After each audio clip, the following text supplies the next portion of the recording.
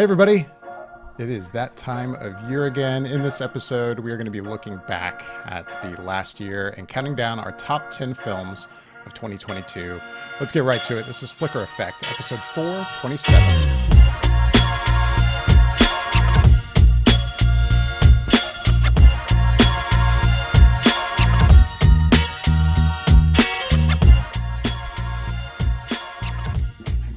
Oh, here we are, guys. We made it. We made it to that time of year, our favorite show of the year, if I'm not mistaken. Another year. So, for anyone that's tuning in right now or listening to the audio, the way we typically do this, we will count down from 10 all the way to our number one. And in the fashion that we typically do it, sometimes we do it offline. Today, we're doing it online. We will use the Bowl of Destiny, as it's lovingly called, to pick the order in which we will be giving our top tens. And so once that order is given, we will go around and keep going around until we get to our number one. So I think without further ado, I'll make one note before we get to the bowl. Every year, usually we will try and watch as many movies as we can, but because we don't do this and get paid to do it, we can't watch everything as much as we try. So we can only give you our top tens based on what we've actually been able to see, even though there might be some things you might say, well, wasn't this on the list? Well, we didn't get to see it. So otherwise, we're ready to roll. David, let's see what the bowl has. I was also going to add one other note. For anyone wondering going into this and curious about like stuff that you probably haven't seen, we're not going to talk about any spoilers either in our countdown. Oh yeah, so for sure. Don't be worried that we'll be spoiling any of these movies on our lists.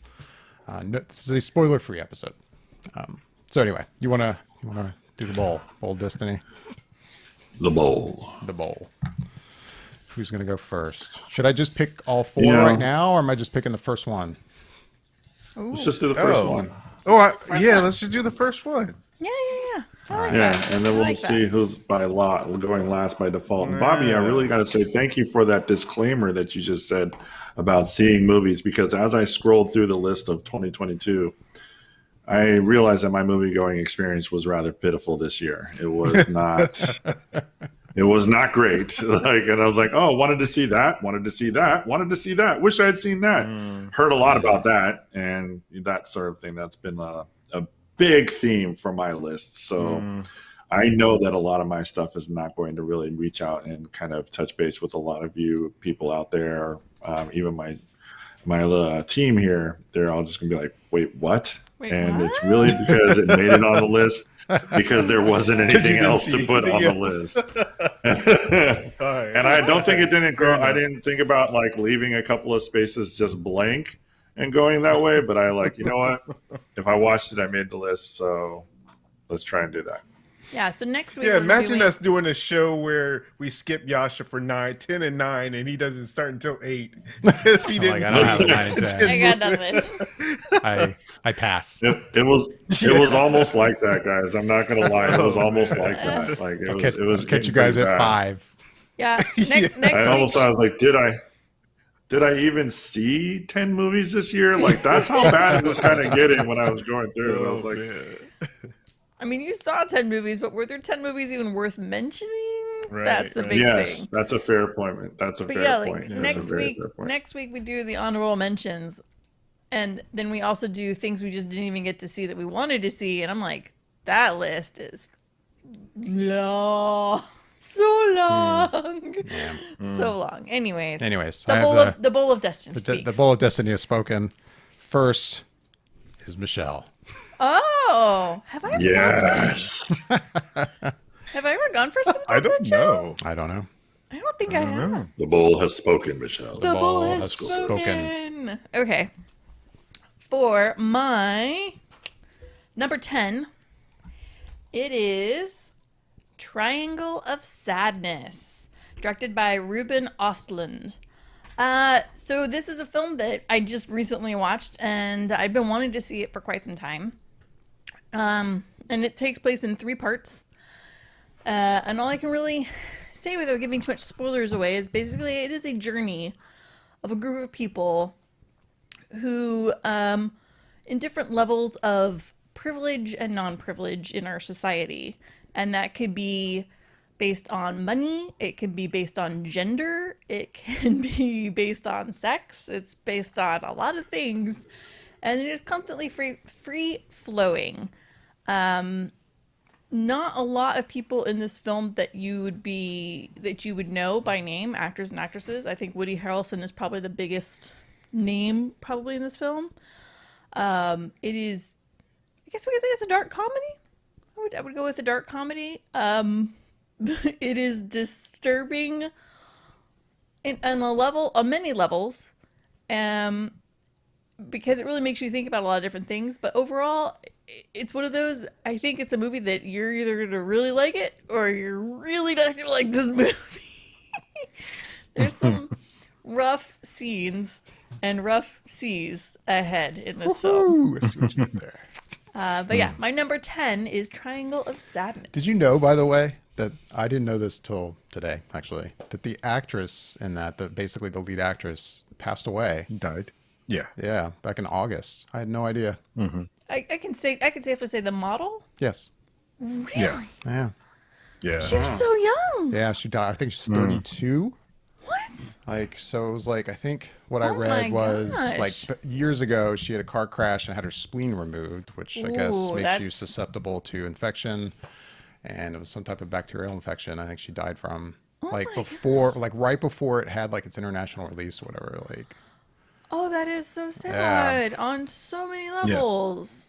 yeah. Oh, wow. I had never heard that. Or if I had, I forgot, probably because I hadn't seen the movie. And now that I saw it, Yeah. I was kind of looking at some stuff and saw that She today. I was never like, got to see how awesome this movie was received by so many people. yeah. Wow. Wow, I started us out on a really bummer note. Sorry. I mean, I'm the one who brought it up. Well, goes Way to to set the Triangle of tone. Sadness. Way to Way go. to set the tone. Set the tone, man. Hey, For you know that you movie should have you to go loved? next. That movie that was your top The other 10. person's dead. That's my shtick tonight. Everybody, all these movies you love, I'm going to think of something terrible about it. Yeah. That's awesome. Anyway. Well, you're not going to have to try very hard with my list. Let me tell you that. All right. All The right, Bull. The Bull. Da-da-da-da-da-da. I do have, I'm not faking it. I do have the bull here. All right, who's next? Yasha is next. Yasha's up. Oh, nice. Oh, fun.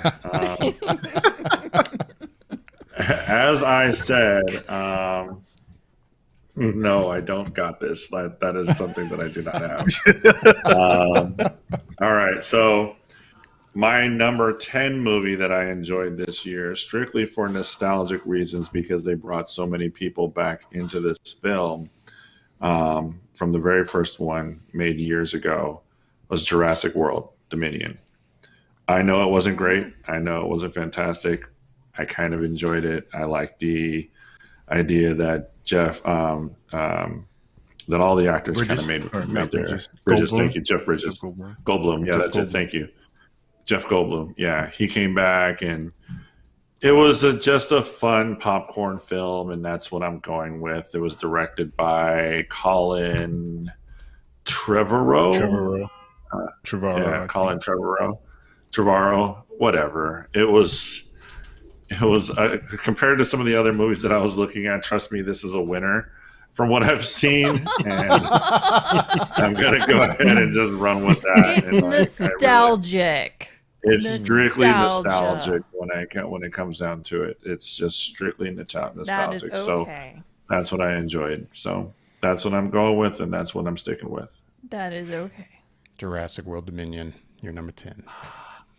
I'm going to back you up on that, Yasha. I actually did enjoy that movie. I know that it got a lot of crap, but I enjoyed seeing the OG characters and interacting with the new characters. And there were a couple other new addition to the this franchise that I thought was good. To me, this movie honestly is better than a lot of other Jurassic Park movies. Jurassic Park 1 stands on its own, and then there's the rest for me. And so Right. to me, this is like towards the top Yeah. of the rest. And I think that this movie is more of an action movie than like you know, some of the other Jurassic Park movies, because at this point we're beyond the surprise of the the dinosaurs. So this one seemed more like a straightforward, almost an action adventure movie, Indiana Jones type style to it a little bit with dinosaurs. But I enjoyed it for what it was.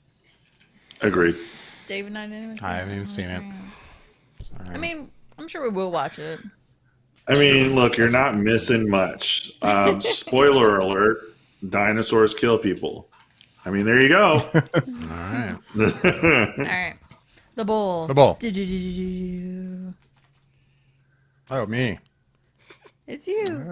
Not that you can read that. Bobby terrible going handwriting. last. Crappy little piece of paper. It didn't want to focus. It's okay.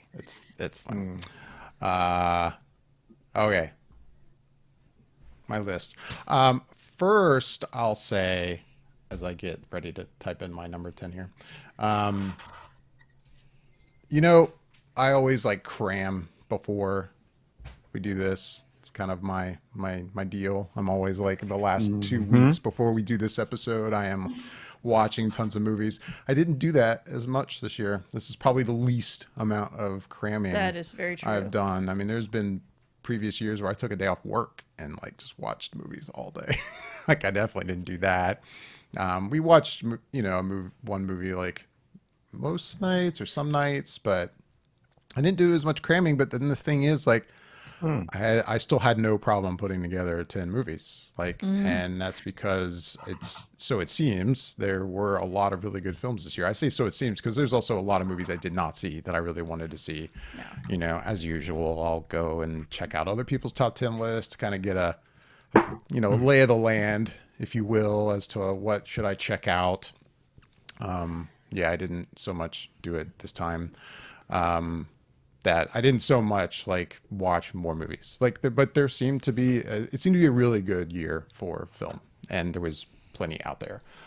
With that said, my number 10 film, as I type it in over here, is a movie that I might say of all the movies on my list, as much as I do love this movie and it's on my top 10 list, it might be the only one where I would also argue that it's not perfect. There might be some things I change about it, but at the same time, I think all the good about it for me outweighs the bad. All the other movies on my list, I have no complaints. There's really not much or anything I would like change about them or wish was different about them. Anyway, my number 10 is Babylon. The new Damien Chazelle film. Wow. Yes, I guess you could call me, I don't want to call myself a Damien Chazelle fanboy, but so far I've been very happy with his movies. No, this is not my favorite of his. But there is an energy about this movie. It's not just a matter of going to see this movie, it's like going to experience it. Like with the kind of the level of energy that is going on throughout the story and the way he tells the story. Yeah, it's a little bit long. I mean, I might argue that it could be shorter. There's things that could probably be cut out of this film, but I still loved it. Being a fan of film and Hollywood history, it was still interesting to me to kind of see this era of silent films moving into talkies and kind of maybe what appears to be probably the more realistic version or more realistic telling of that story versus some other films we've seen out there that have covered this subject. So yeah, it's also tough because when I put down my top 10 list, in a lot of ways, I also just kind of think about it as a list of movies that I would recommend to people. Like if say you didn't watch a damn thing in 2022, here are my 10 films. And I'm like, all right, well, these are the 10 films I think you should really check out. I mean, but it's also funny because this might be also the only film on my list where, yeah, I would recommend it, but I also admit it's not for everybody. It would be, there are certain people I would probably approach and go, you probably wouldn't like Babylon, but I think it's solid. I really enjoyed it. So it's my number 10 film of the year. Yeah, that could be said about my number 10. It's one that I would recommend to certain people, but definitely not to absolutely everybody. Right. It's a mood. It's a mood. A quick side note about Babylon. I was talking to Yasha about that movie, and I told him that I almost like that was a film that it took me a week or so to figure out exactly how I felt about it. And I never usually chew on a film that long. The first few minutes, I never usually think this, but in the first, I'd say 15, 20 minutes, I had the thought of, do I want to walk out of this movie right now? I've never felt so like, what is going on right now? It took a minute for the movie to settle down. Like, settle down, calm down, tell me what we're here for, and then I can get into it. And then once it did that, it went in a different direction for me. So yeah, I had an interesting time watching that movie, but ultimately I did end up enjoying it. I couldn't agree. It's a movie that when you watch it, you need time to set with it. We watched it, and we even still had, I think, 2 days to still settle with it. And David and I did a review on it, and yeah, I think I'm still working through stuff in that, and my feelings for it, I won't say have changed a lot, but there are things I'm like, okay, I'm better about this now. I feel differently about this now. I've had even more time to digest it. It is a slow digesting movie. Right. But You guys are making such a compelling case to go and watch this film. Let me tell you. it's No, different. Yasha, I really would be curious to see what you think about it. I would be really just curious because- to see what Asha thinks. Yes. Yeah, for sure, for real. I will say, Um, for some reason, they're not the same, even though they're about Hollywood. This and Once Upon a Time in Hollywood, two different I was thinking films. But you walked out of Once Upon a Time in Hollywood, Yeah. right? Like, Yeah. Yeah, actually, I did. Yeah, I forgot. there's a about part that. of me that's like, this is not, for the reasons it sounded like you walked out of Once Upon a Time in Hollywood, you would not have those problems here, I don't think. But at the same time, I wouldn't be shocked if you're like, yeah, I walked out of Babylon. Yeah. Yeah. And that's not to say that I don't thought. like old Hollywood, and I don't like old Hollywood stories, because I really do. I really do enjoy some of those, especially the remake that they did. I think it was Hollywood on Netflix that loved that series, thought it was great. I forgot about that series. Yeah, and it was a lot of fun. So, but hey, it is what it is. So we'll see. I don't know if To each his own. when it comes on video, I'll stream it. I'll definitely watch it or try to. I guess that leaves it to you, Guess Bobby. Leaves it's me. Bobby. Yeah. So I guess Zero, like Bobby. David kind of mentioned, and Yasha sort of mentioned how they put together their list. David had a specific thought, and Yasha's was more by default, and mine is kind of like based on kind of what I said about Babylon in a way, where it just kind of left me thinking about it a little bit after I watched the movie. And that's where it seemed like it came from, where my list really resonated. It's just, it made me think beyond just seeing it in the theater. It wasn't something that just sort of went away for the most part, most of my movies. But with that, I will say my number 10 is a small movie called Causeway. Not sure if anyone's heard of it, but it's with Jennifer Lawrence and Brian Tyree Hill. And it's Jennifer Lawrence plays this soldier that was in Afghanistan, and she receives a brain injury, so she has to go back home, and she's kind of having a hard time dealing with life back at home, and she kind of befriends Brian Tyree Hill's character, and they kind of go through this journey together, really. And it's a quiet film, but I really enjoyed just that quietness of it, and the interactions between those two characters and those actors. And I thought they really did such a really good job in telling this sort of small story, but just that seemed to really resonate with the way that they were just felt really lived like a lived in real life in terms of what a soldier might go through as they come back and trying to readjust to some place that wasn't altogether great, that they didn't really want to be in the first place. So I really enjoyed it. And for anyone who wants to see it, it is on Apple TV Plus. So that's my number 10. Very nice. Brian Tyree Henry is kind of everywhere right now, and I dig it. Yeah. Yeah, I'm not Yeah. mad at it. Yeah. Yeah. What was the last one? Bullet Train, I think.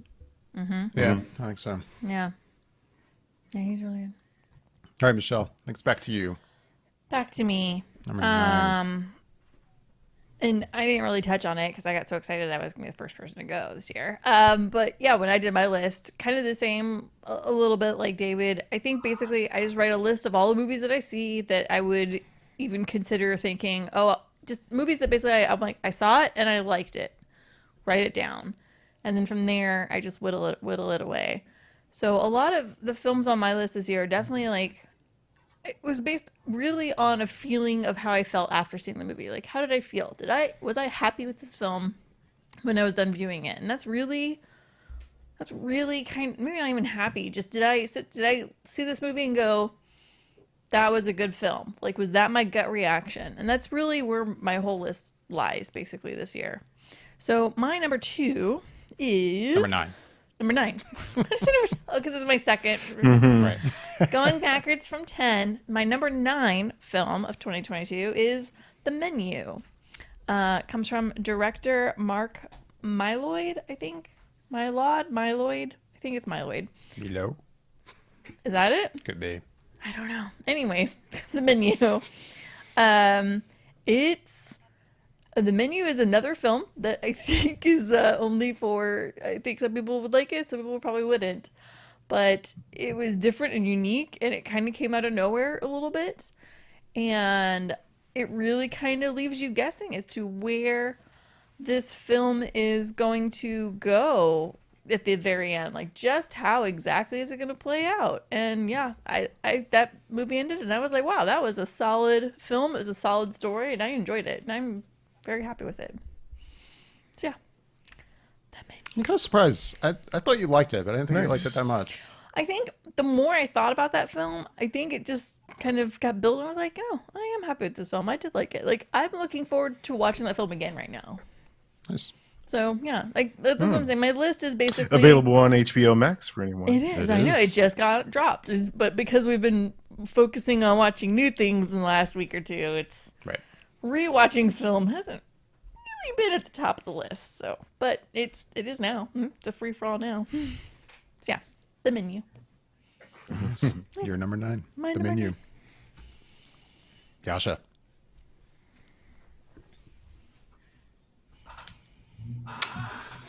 Okay. Your number 9 film of the year. I did see The Menu, and I actually really enjoyed that. I did see that too, Michelle. But speaking of Bullet Train, Bullet Train is my number 9. I mean, I really like the character that Brad Pitt played in this role. It kind of reminded me of the role that he played True Romance back in the 90s. Just very kind of loose, aloof type of character.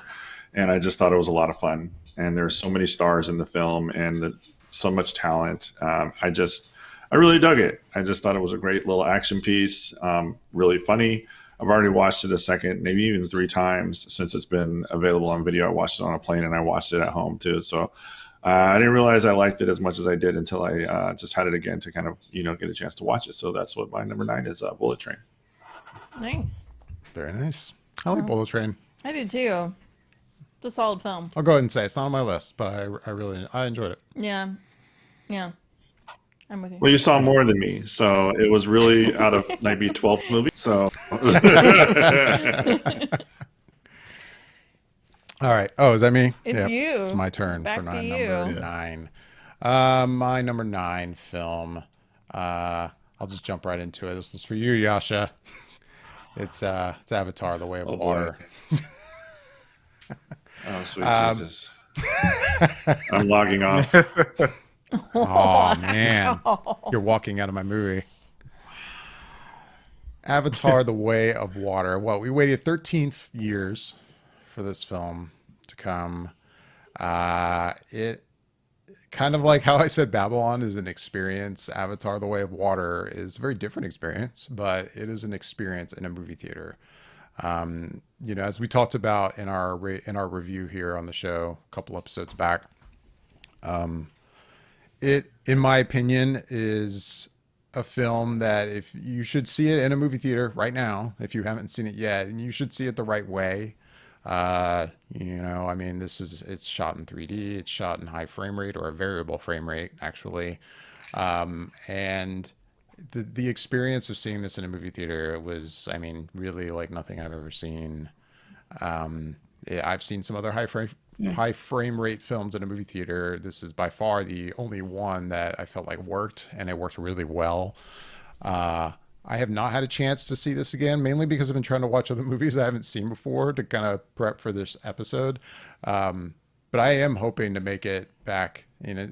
I don't think it's leaving movie theater anytime really, really soon. No. So I've got some time. I do want to go see it again, but I think it was worth the wait. I really enjoyed it. I'm not just saying too that this is just purely a visual experience and that the story, isn't good. And I do think I think it's a solid story. Do I think it's Shakespeare? No, but I really enjoyed it.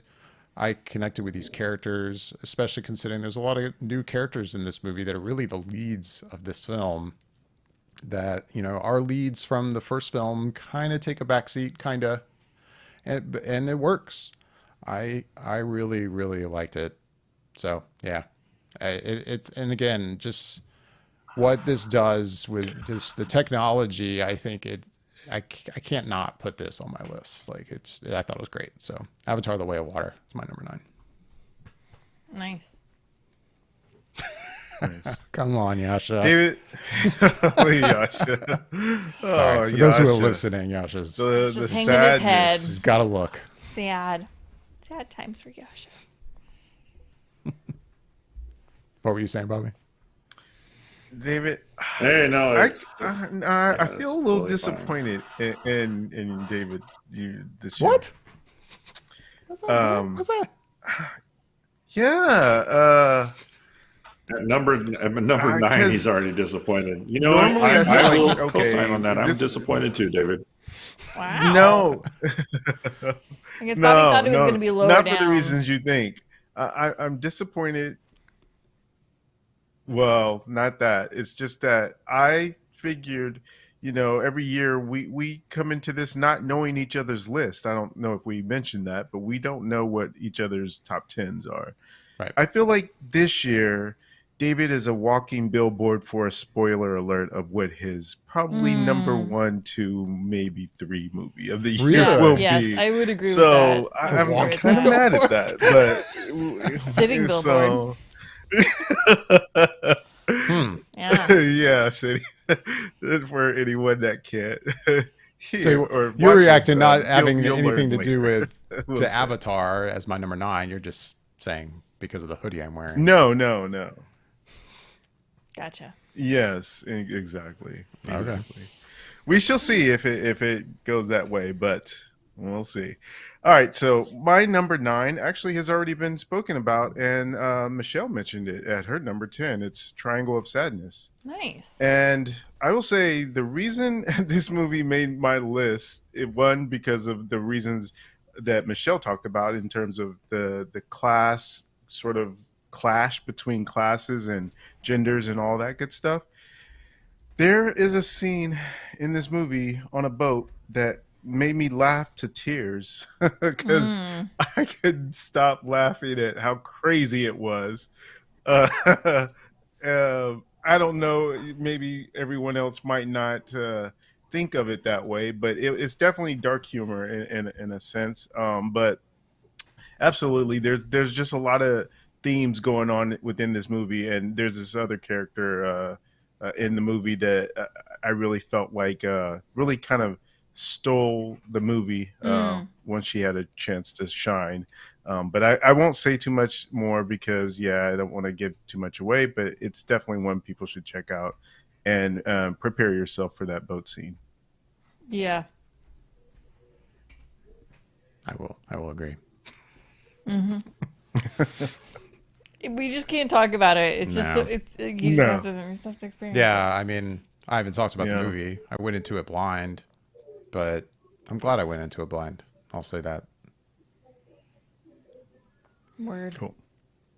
Anyway, All right, back to Michelle. Oh, it's back to me. So that was our first repeat title. Okay. All right. So for me, my number 8 film is The Northman, directed by Robert Eggers. This is a film that I was very eagerly waiting to see. One, because it just looked amazing from what I could see in the trailers, but then two, it's by Robert Eggers, which I wouldn't say he's like one of my favorite directors. He's a hit and miss with me, but I was looking forward to this one, and it didn't disappoint. It's grand and landscapey and cinematography and color is used heavily to denote mood and temperature of the situation, and there's a lot happening in almost every single scene on many levels. I really enjoyed it. It is a bit of it's a brutal film for many reasons, but I just thought it was just executed so well. I really liked it. I liked the story from start to finish. I thought it was just, I don't know. It was a pretty movie to watch. And I say that, and it's graphic and rough, but it just was. It was just a, I don't know. It was a classic mythological old school once upon a time story that is not, like a happy fantasy story, but it is a fantasy story, and it is what tales are told through time, and yeah, no, it was really good. I was very happy with it. So, The Northman. The Northman, your number 8 film My number 8 of the year. Back to you, Yasha. You're number 8. Okay, well, I decided to go with the nostalgic reach again, and my number 8 is Top Gun Maverick. This movie turned out better than I thought it would be. Tom Cruise is very bold, very brazen when it comes to his stunts, and I thought the story held up. I thought it was a really fun story. I could actually sit and watch it again. I haven't done so just yet, but I really, really enjoyed it, and I was very happy with the outcome of what he did with the story, because he did very much just kind of lean into what he had done before, but having everybody there with the nostalgic aspect of it just was a good time. So my number 8 is Top Gun Maverick. Very nice. Yeah. Number 8, Top Gun Maverick. I guess. My God, Yasha. Oh man, what? If that's your number 8, I can't wait to see what your number 1 is. Because I would have figured with your list that would have probably been like high, lower on the list, higher, however you say it, but really close to number 1. We're there. So we'll see. I'm telling you, the list is bad this year, guys. It's really not great. It's kind of all over the place. So, yeah, there's going to be some shockers on here for sure. But then there's going to be some ones that are very predictable, I'm sure, as well. Well, I guess that means time for my number 8 film of the year. And I guess it's going to be another repeat. No. Yeah, mine is also Top Gun Maverick. Is my number 8. Let's go, David. Let's go. Kick them tires, light the fire. Watch us have the same number 1. Wrong movie. I believe in us. Anyway, Top Gun Maverick, another movie we've waited a long time for. Not that we've been like, I don't think everybody's been like, where is the Top Gun sequel? Like everyone's been doing with Avatar. But this movie also another visual film. Really, I mean, when I was thinking about my 8 and 9, they were kind of like I could have swapped these two. It didn't. I don't know. I ended up. I don't know.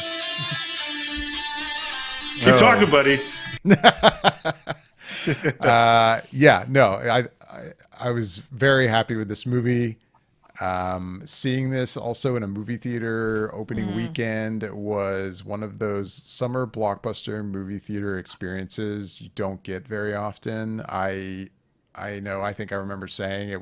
I definitely hadn't had an experience like that since Avengers Endgame. Not that that was been a while. Not that that was that long ago, but you don't get that very often with a full theater of people that are just so enjoying the movie and so vocal about it in a good way, not like an annoying, noisy way.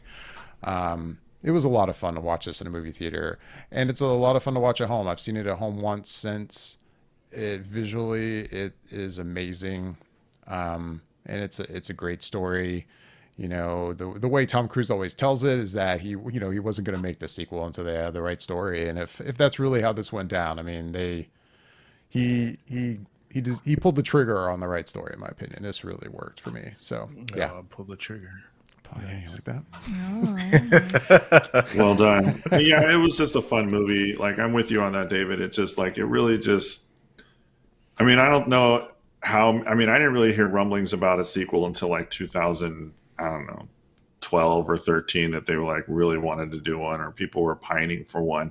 I think maybe when the internet really started to get traction and get really, really big, they were like, yeah, we want a sequel for this, because I don't remember really hearing that much about a sequel. And then all of a sudden we started hearing it more and more and more and more. And I was like, is this something that people really want? And like you said, if Tom Cruise was like, if they wanted to do one and he wasn't just going to do it just to do, but he actually had a good story, bravo on the pick, because what he chose was fantastic. It was a lot of fun. Yeah. Fun fact, David and Michelle saw this movie a year before 99% of the rest of the world did. That is This very is true. We did. We saw. We can admit that now. For those listening or watching and haven't heard the story, yeah, we had seen a screening of this film In February in February, right before the pandemic. of 2020. Yeah, which we couldn't talk about. And we couldn't talk about it. Um, And we couldn't talk about it for so long. And then the movie got pushed back and pushed back and pushed back because of the pandemic. So we couldn't talk about it. It was an unfinished film, but it was mostly done. I would say 85% of it was done. It was mostly the CGI stuff for the dogfight scene stuff. Mostly the effects of that final scene, the kind of, no spoilers, but there's the final kind of mission, if you will. That there's a lot of effects there that weren't finished, but yeah, that was a long time ago. I know, it was so long ago. Especially when you're doing a film podcast, it's really hard not to talk. Well, and it was like, you know, you're in the theater and you're basically signing a DNR at that point until the movie comes out, and then you can talk about it, right? And so I'm like, okay, this will be out in a few months, no problem. And then the COVID hit, and like, it was like, oh wow, we're not going to talk about this. Because almost immediately, Dave and I were like, it's not going to come out this summer. They're going to wait until 2021.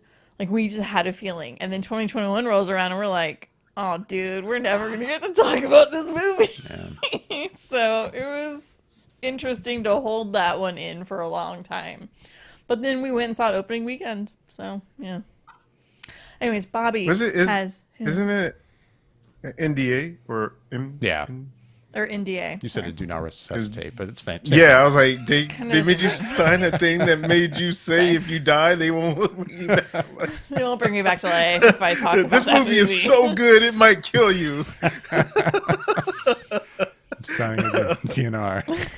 An NDA. I mean, like, it basically NDA. is. It's basically what you're signing is an agreement to not talk about it until it's released. And we did not realize we were signing up for over a year and a half of not talking about that film. It was so weird. A long time.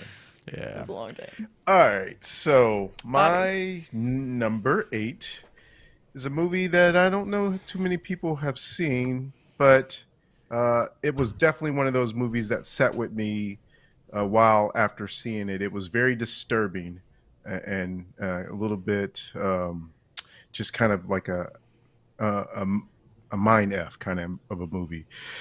And it's called Speak No Evil.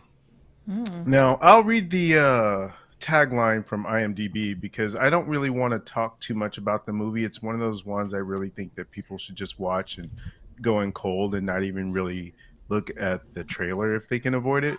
But the tagline from IMDb says, a Danish family visits a Dutch family they meet on a holiday.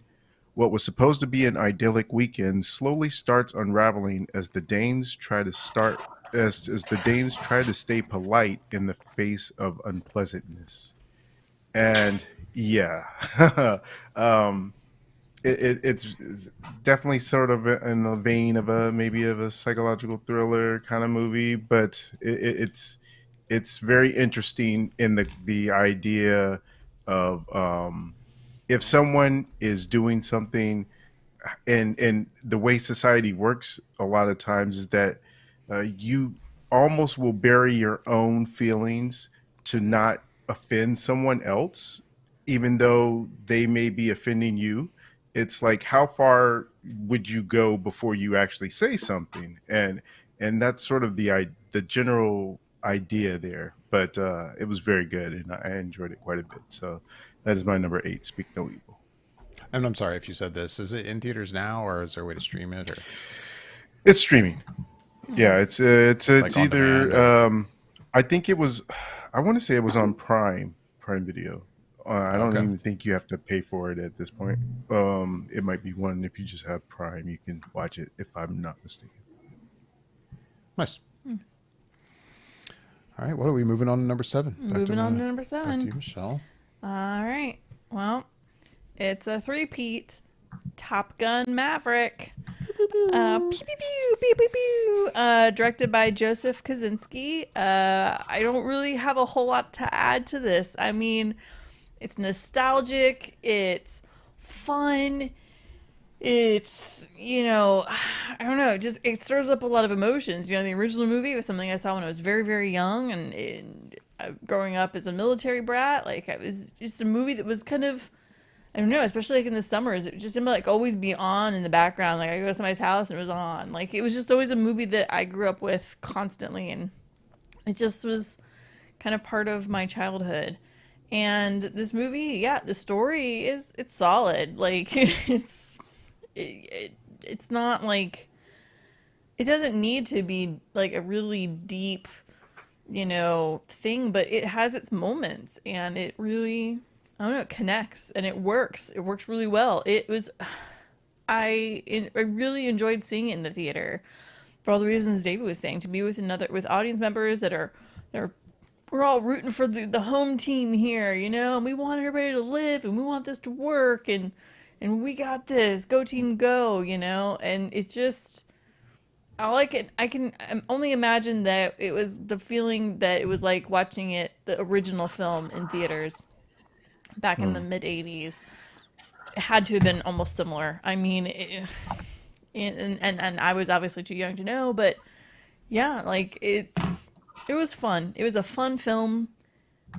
Kudos to Tom for getting it done. Honestly, it was good, and it was solid. I'm glad we finally got to get it. Nice pick. Top Gun Maverick. Number 7. Back to you, Yasha. What is your number 7 film of the year? I mean, as I look at it, I don't necessarily agree with what I put down here, but I'm going to go ahead and say it because I did write it. Aw.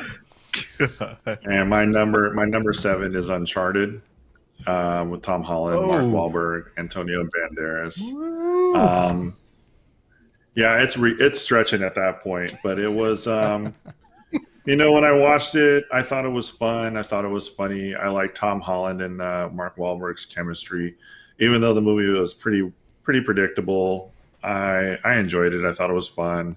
I kind of hope that they do another one because it seems like they're setting it up for it, but I haven't heard any news about that. So if it doesn't happen, it doesn't happen, but whatever. I enjoyed the film. I thought it was fun. So I'm going with Uncharted. Hey, man, if you enjoyed it, Right. that's all that matters. Yasha, as much Thanks, David. trash I feel so much as better about you- that. I haven't seen it, so I'm not. I have not seen that movie, to be clear. Wow. It's one of those things where I feel like Yasha talks so much trash about Warner Brothers DC, and I don't know why you're giving Sony over here a pass with some of the movies they've been releasing with Morbius, Uncharted, the other. Yeah, they're all over the place too. So yeah, But I mean, I don't they expect need to- anything.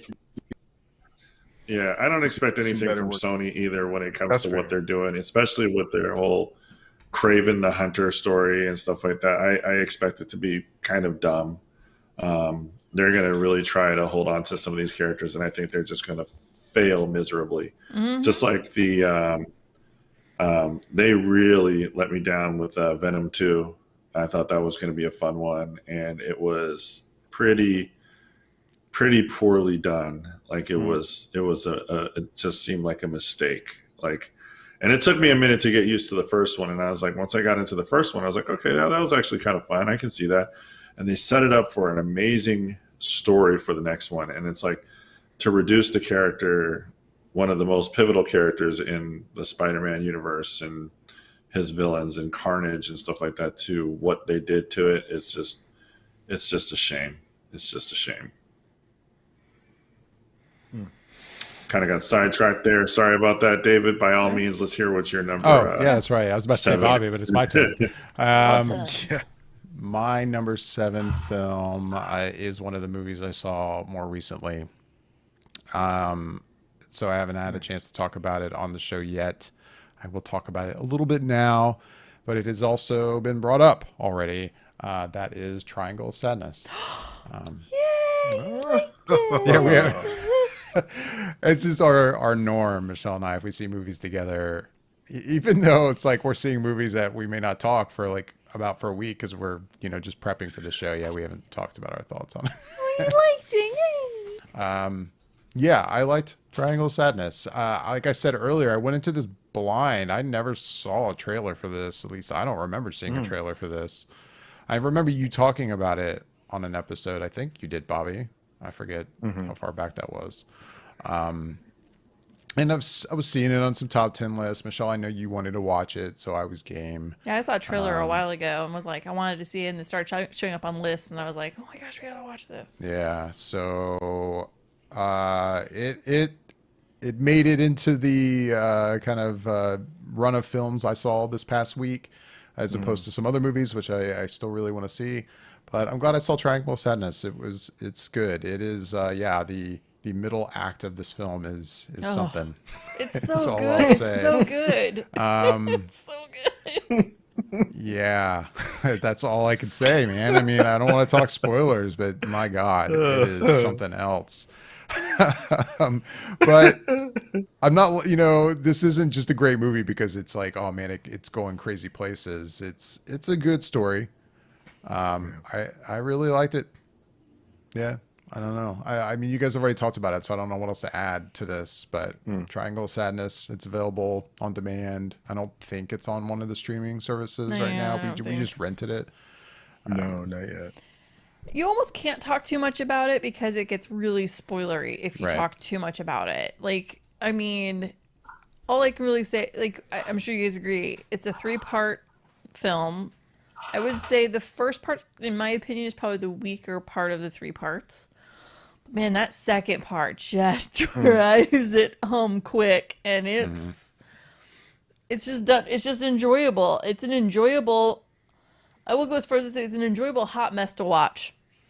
And then that third act really just slaps you across the face, but in a good way.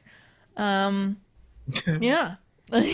You can't talk about it because you just give away stuff. So it's just one of the movies. All I can say is, if you're into kind of So not in a random Chris stuff, Rock type of way. It was in a better no, way. not in the Chris Rock. Right. No, not in the Will Okay. Smith, Chris Rock situation. That was a negative face slap. This is a positive. Face Okay.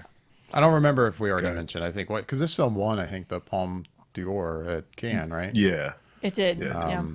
And it was the director. You mentioned his name. Ruben Ostlund. It's his English language feature film debut. Yeah. Because I looked to see if there was anything I recognized that he'd done before, and nope, nothing that came to mind for me. But also all foreign language films. Anyway, Triangle of Sadness. All right. Not so sad in our books. No. So my number 7. If you had told me this was going to be on my top 10 list at the end of the year, I would have said you're smoking something. You're crazy. And yet here we are.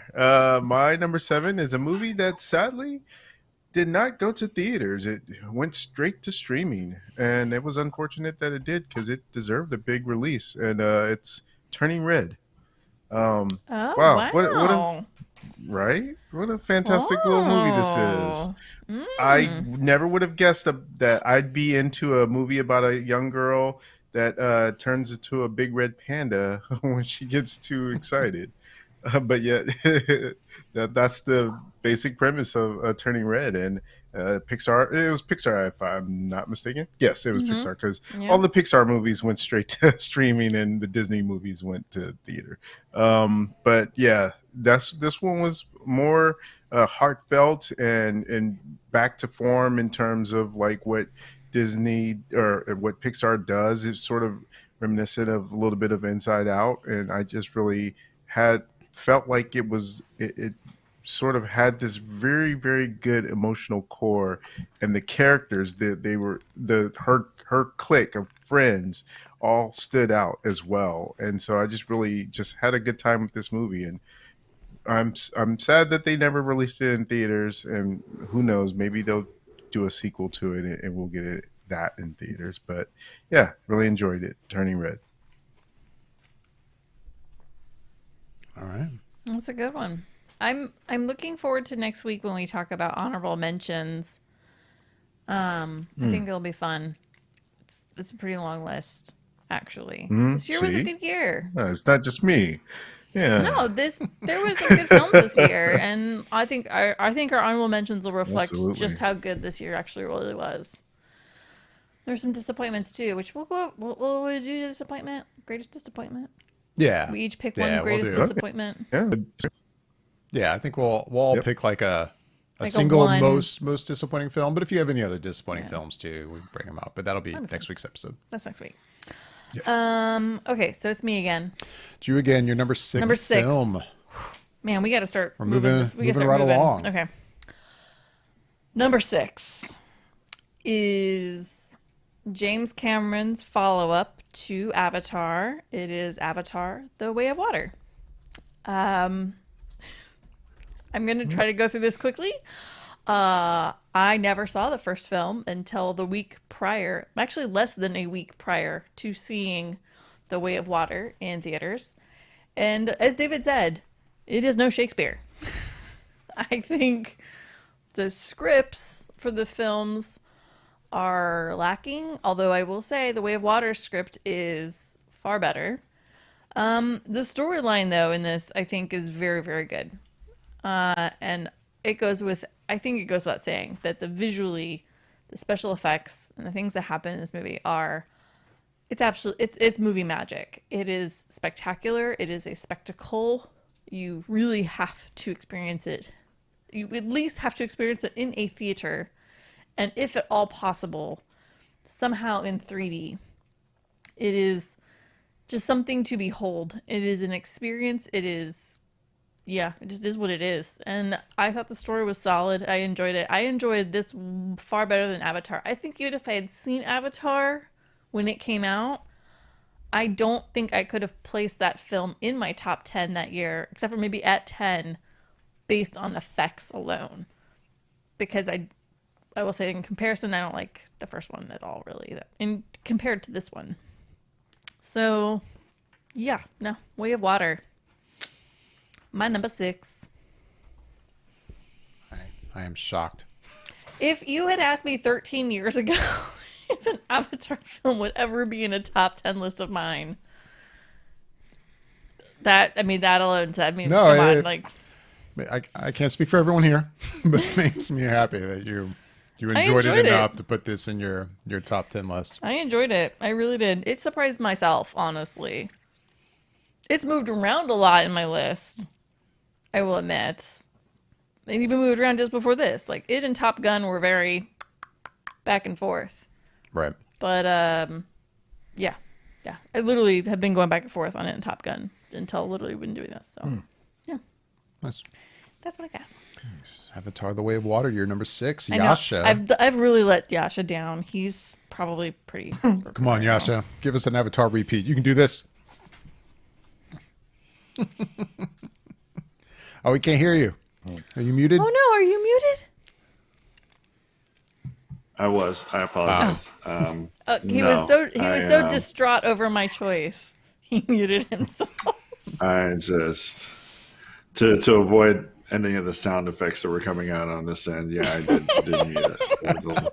There was a lot of psh, psh. God, yes. God. If eye rolls had a sound, huh? Oh my God, it's a powerful thing. All right, so what am I on? Six? That's all. Number That's where I'm six, at. I'm man. on number six. Six. I thoroughly enjoyed this movie, and I want to say welcome back to this actor because I think he's been in the wayside for far too long. I've always enjoyed his work. I'm talking about the unbearable weight of massive talent. Bring it home, Nick Cage and Pedro choice. Pascal. Good choice. Such a fun movie. Such a fun movie. It was ridiculous. It was over the top. I like it when actors play ridiculous over the top versions of themselves. I think that's a lot of fun. But he did it very well, and it made him seem like he was kind of insane.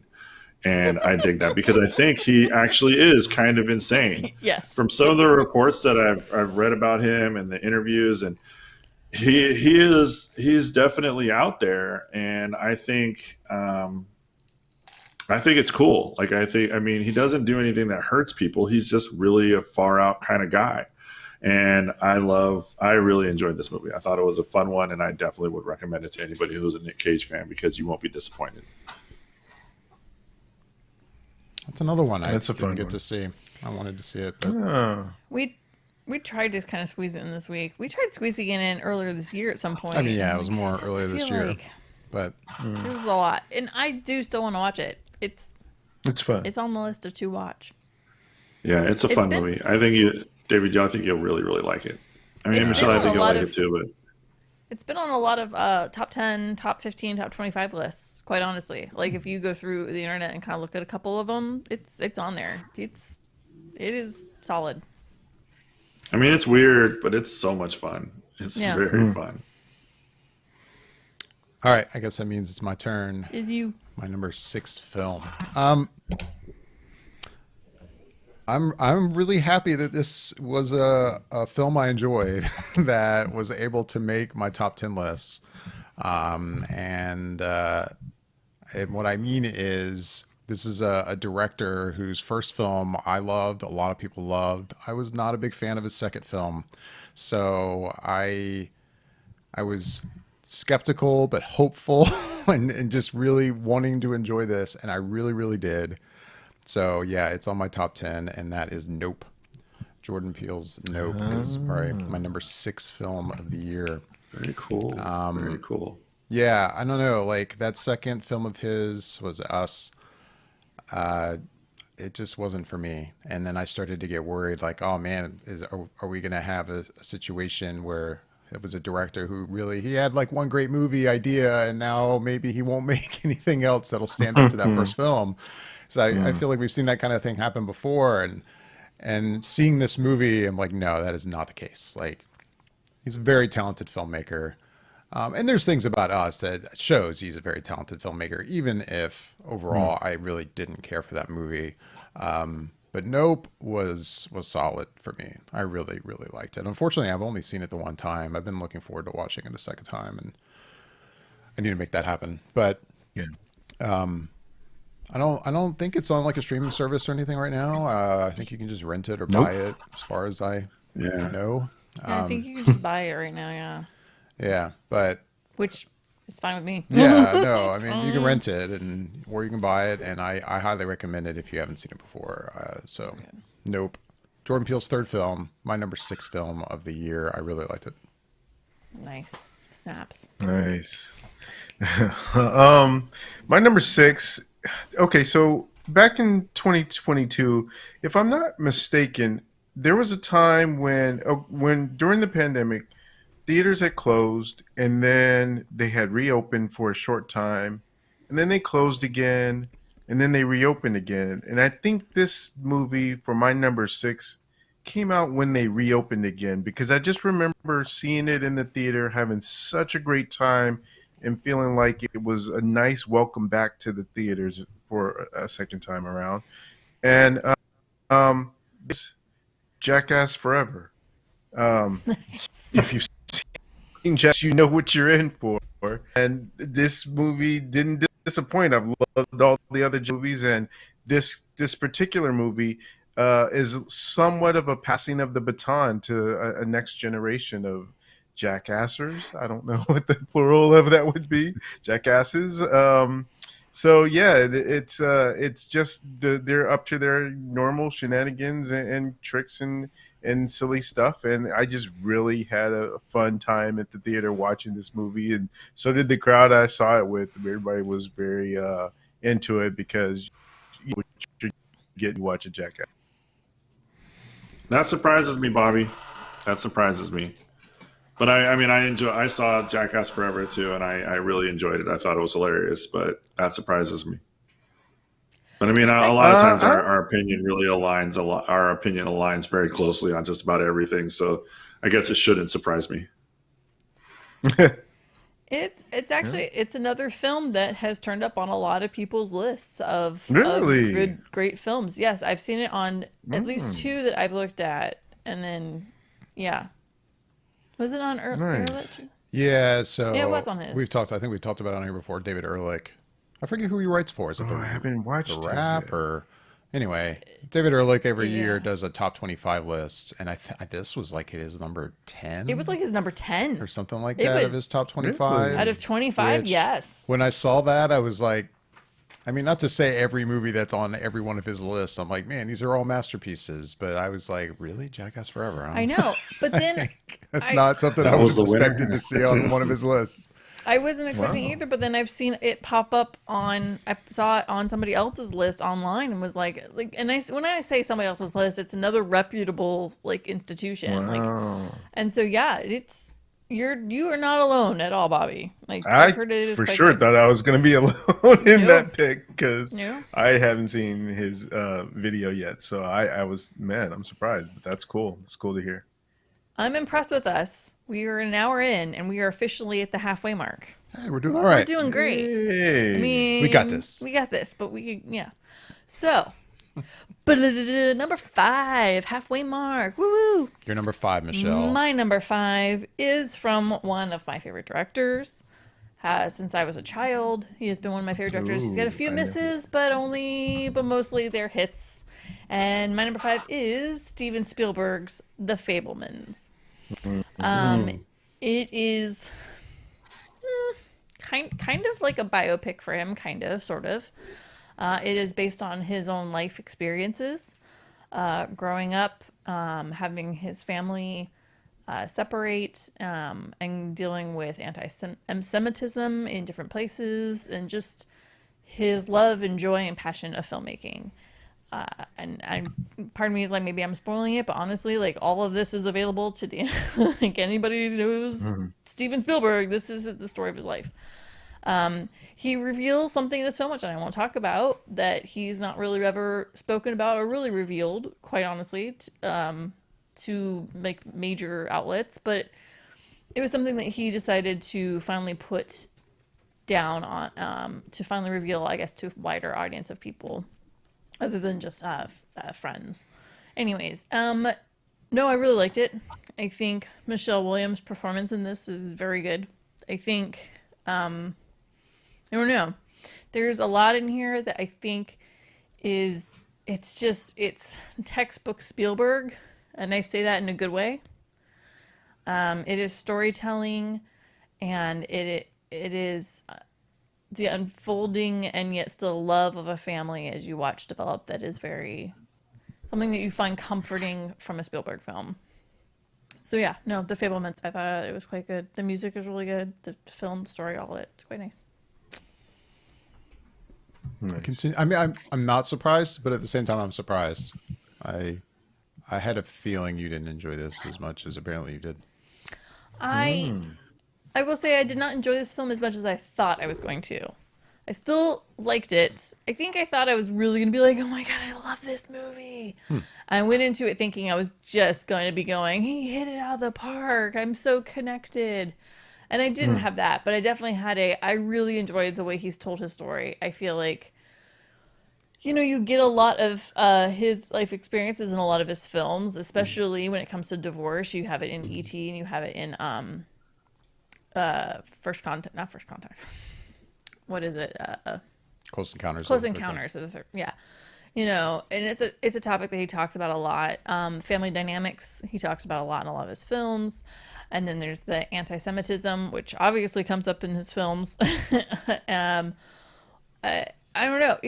And it talks about kind of the passion he has, and I think that's something that everybody's known, that Spielberg always loved it, but to really see kind of just how much it really was a thing for him, even as a small kid, just really, I think you really understand it, and I just really like that glimpse into him, in my opinion. Well, I wanted to see it. I would recommend it. It was enjoyable. I wouldn't say it's one of his greatest films he's ever going to do, but it's a solid film. I'd agree All with that. right. Yasha, your number 5 film of the year. Let's move this right along.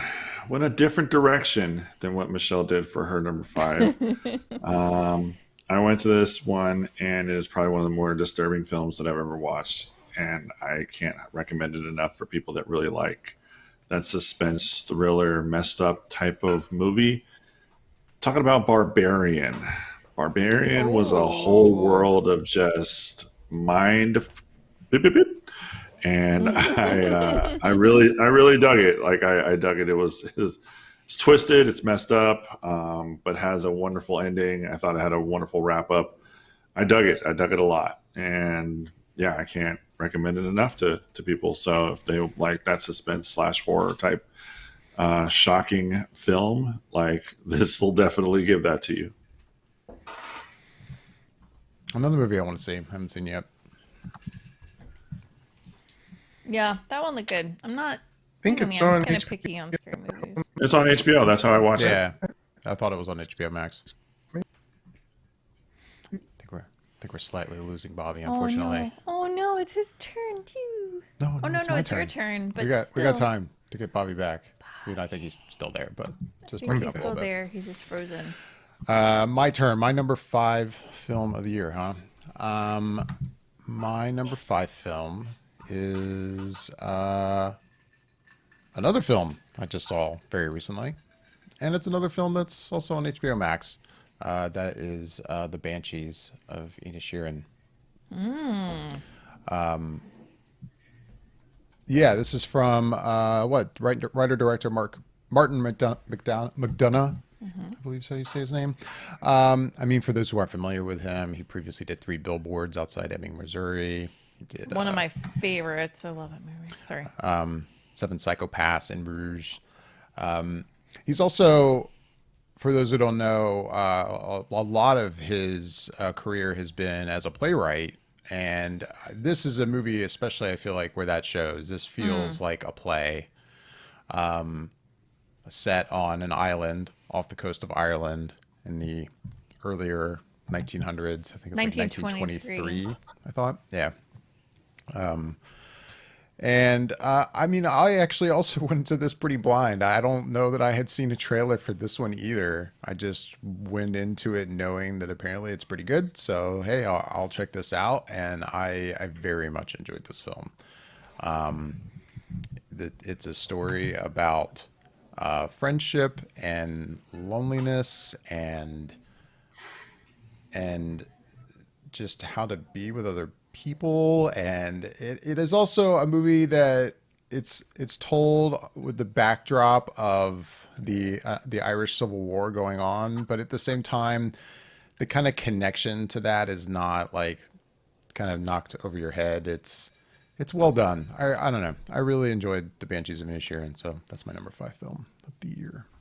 Yeah, you did seem to really enjoy that film. I could tell. Oh yeah. I could tell that it brought joy to your life. Joy to my life. And it's not a joyful film, really, but it brought joy to your life.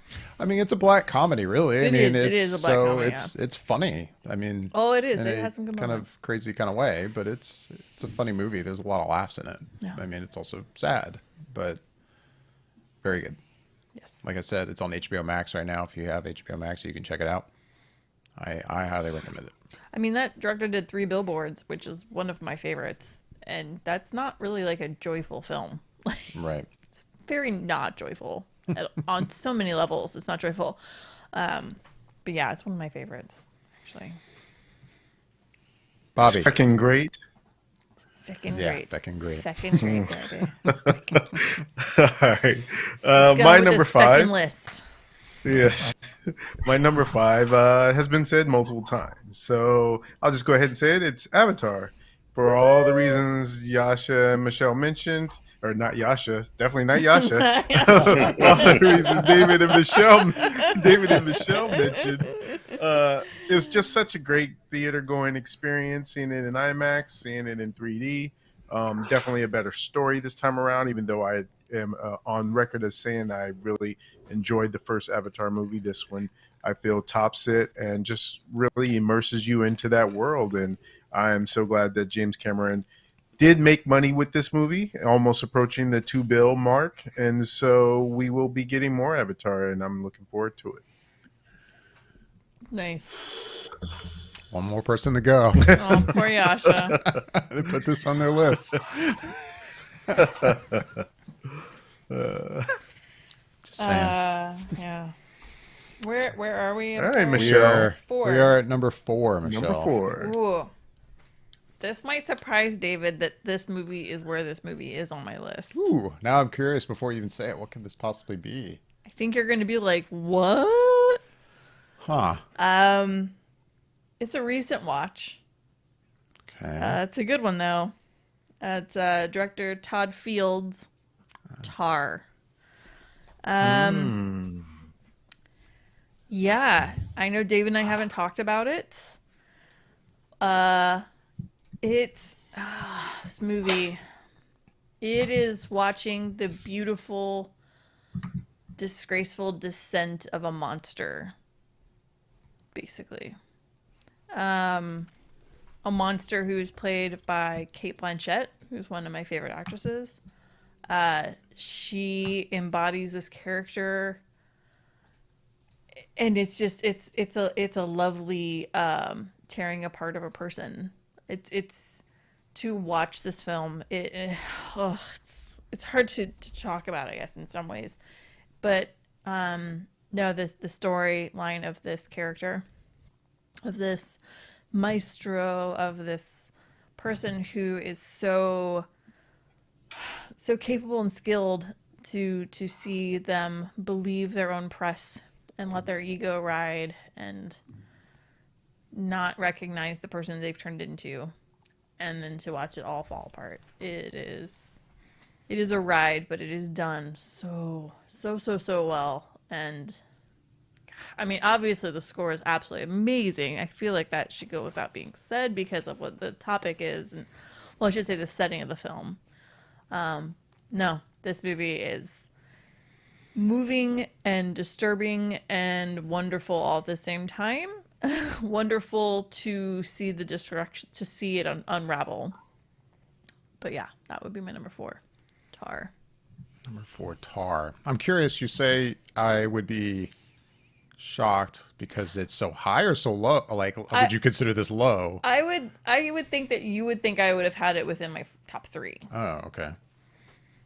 Okay. I was curious what you meant, but I actually really wasn't sure if either way. If I even had it on the list. Right. I mean, maybe it is a divisive. It can be a divisive film, I guess, to some people. I mean, any film, I guess, would be. But Yeah. this is a film that's pretty well received. Oh overall. gosh, this movie.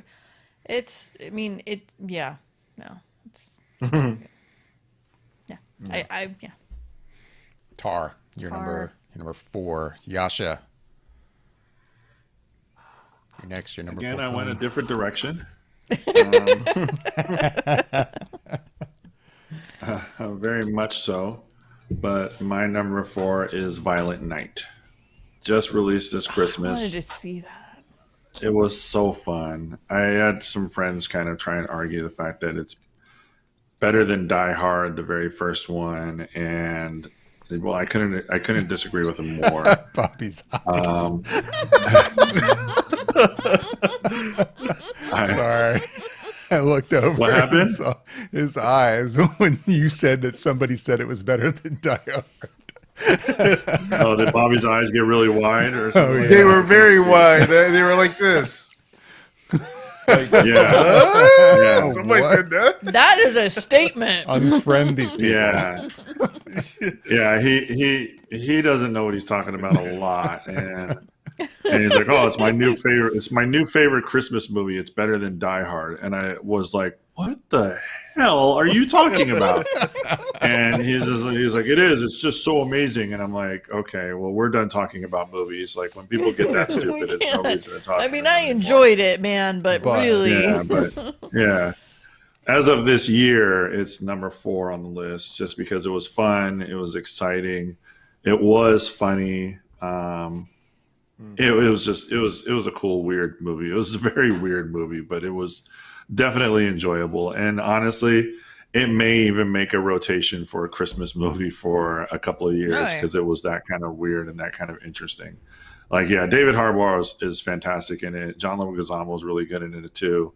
And it even fills you with like the Christmas spirit, which is the weirdest fucking thing to say when you watch the trailer and you see the movie. You're just like, oh, that was really sweet. And, yeah, I believe in Santa too. He can come and save me and kill people. So it's like, great. Like, what? right. But what they did to rewrite kind of like the Santa Claus story and make it a little interesting, it was super fun. So, yeah, it was definitely cool. Another movie I still need to check out. Yeah, it looked like fun. Yeah, it does. Violent Night. sure. You were number 4. Oh, wait. David. That means it's my turn. Number 4. My number 4 film, huh? I don't know. Some people might be surprised where this is on my list. I don't know. Oh, Is this the Billboard movie? right. Is this the Billboard movie? Yeah. This might be the Billboard movie. My number 4 is Yeah. Batman. Okay. I am an unabashed, huge Batman fan I'm in surprised. general. I am too. I have basically, I mean, I'm not saying I've loved every Batman film that has come out, but all the different various Batman franchises have all been great in their own ways. And then I feel like every time we get yet another iteration of Batman, it's like I feel like the diehard comic book fan of Batman that I am as a kid or was as a kid, like sees that we just keep getting closer and closer to the Batman I've really, really wanted to see on screen. And this is right up there. Like it's almost perfect.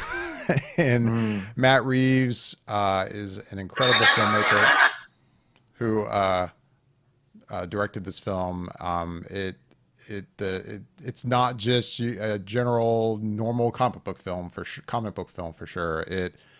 This is a piece of art in my opinion, and I very much love the Batman. So it was exciting to see. I am excited to see more of this. Part of me is like, man, why are we making the second film yet? And then the other part of me is like, you know what? You take your time and do what you got to do to make it perfect. That's what you do with the first film. Do that with the second film, whatever. I don't care. I very much liked the Batman. So that's my number 4 film of the year. Nice. Nice. My billboard as I'm wearing a Your Batman Billboard, hoodie. your Yeah. Billboard Batman hoodie. Nice. All hoodie. right. Perfect, though, David. Perfect. It was perfect. Yeah, I said, I don't, it's pretty It's solid. fucking good. I don't know. It was solid. I'm not, I mean, maybe I wouldn't say it's like, there's nothing wrong with it, but it's pretty solid. All right. I would say that my perfect Batman movie would be the day that they actually make Batman the most interesting character in a Batman movie. Typically, it's still usually the villains that seem to grab the spotlight to me. But I get it. I get why that typically is. But yeah.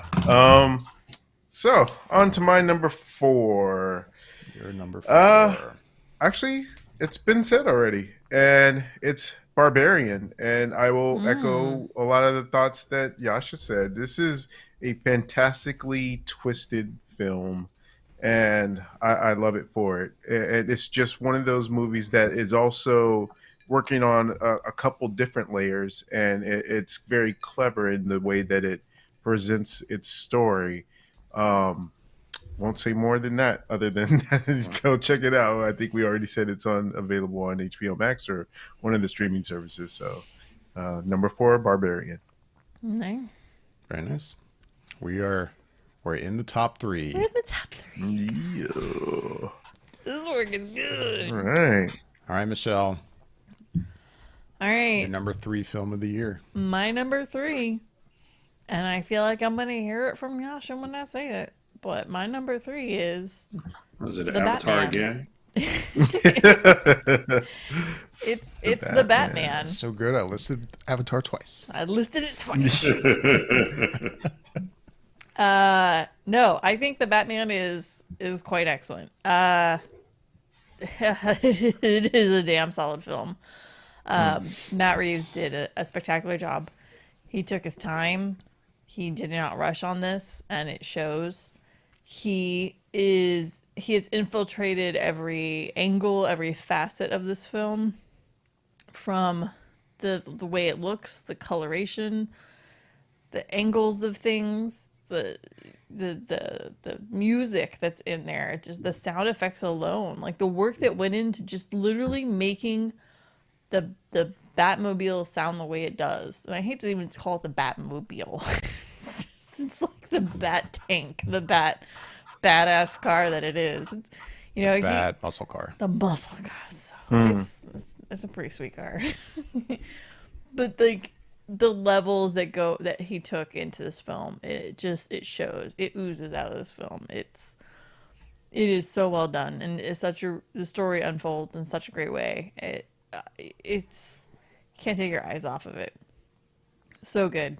It is.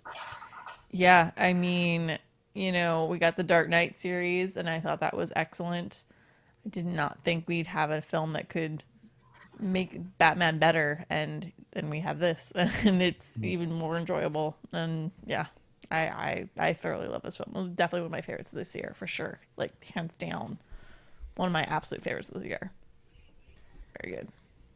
Nice. Very nice. I'm trying to think. I think I know what your number 1 film is. I don't know that I know what your number 2 film is. And I feel like maybe I'm just drawing a blank. Like, I'll be like, oh yeah, that. I'm just forgetting it. But Again, I would say my theme this year is definitely like, was I happy with this film at the end? Like, was I? It's funny that David feels like he knows Michelle's next 2. I wonder if Michelle thinks she knows David's next 2. I know her next the number 1, but I don't know her number 2. Oh, okay. But I feel like anyway. I at least know Yasha's number 2 or one of his next ones. For sure. I think I know 2 of David's next 3. that's funny. Yeah. Okay. All right, Bobby, you want to take a shot? Go ahead and give it a shot. What do you think my number 3 is? No, not your number 3. I know one of the ones in your top 3. I feel like I know, but I don't know where you where it placed is. it. Yeah. Yeah, it's All like right. I know 2 of David's 3, but I don't quite know exactly where he's placing it, because I feel like he could wild card me on something. All right. Well, let's just get into it. Like, let's keep this moving. Let's do this. Number Keep this 3. rolling because I'm excited to see everybody's as well. My number 3 is a little movie called Prey. Ooh, The nice. Predator movie. Thoroughly enjoyed that. I thought Bobby and I talked about this a little bit as well, and it was very much in the cuff of like the old school Predator movie, the very first one. I thought it was a fantastic film. I thought it was a lot of fun. I thought it did the creature, the alien, some justice. I would love to see more stuff like this when it comes to the Predator. So I really liked it. Maybe not so much as a period piece, but it was definitely enjoyable, and I really, really thoroughly enjoyed it. And I mean, I could probably sit down and watch it again too. I don't know how much I pay attention to it, but it's like it's good enough that I would definitely recommend somebody to watch. Yeah, that one's another one that's been on a lot of people's lists, and sadly, David, I have not that is seen one it. of the It more is- tragic ones that I it is haven't tragic. seen. I'm shocked Oh, myself. I'm that I've still surprised you not have seen not Prey. seen Yeah. that. Yeah, Wow. I am It's, too. So good. it's disappointing. I'm good. disappointed in us, So good. myself. Yeah. Like, Oh honestly. man, yeah. I It's thought you had disappointing. seen it. Oh man, okay, all right. So sad. Anyways. There's no excuses. No, we're ashamed. good. We No, hang I'm our ashamed All of myself. good. We said at the top we didn't get to see everything as much No. as we wanted to, so it's If all we good. if we had a Charlie Brown paper bag, we would be wearing it. This is true. I got a rock. So my number 3 film, huh? My number 3 film. I'm curious what you think 2 of my top 3 are, Michelle. I've already mentioned one of the 2. My number 3 film is The Fabelmans. Oh, this was the one I was not sure about. Wow. So now you know all 3 is what you're Now I saying. know all 3, yeah. Yeah, I was unsure where you were on this when we watched it. I loved The Fabelmans. Really? And I know I'm not alone in this. Back at, after West Side Story, I don't know when it got announced that he was doing a film that was going to basically be kind of a story of his childhood and about his parents. I kind of was like, huh? Like, seems a little self-serving. Like really? He's making his own film about himself? Like, I don't know. Right. Like, I was like, Right. Yeah. I mean, little- but it's if a little anybody meta. should and could, it is him. I honestly feel like right. that, though. But I mean, my first reaction, I'm like, I trust in Steven Spielberg, but this seems a little odd to me. And then I saw this, and I loved this movie. And no, a lot, in a lot of ways, maybe it's not like a realistic, maybe telling of his story, but at the same time, it's a movie called The Fabelmans. I mean, it's not called The Spielbergs. I think there's a lot of reasons he and his co-writer, and was it Tony Kushner, I think,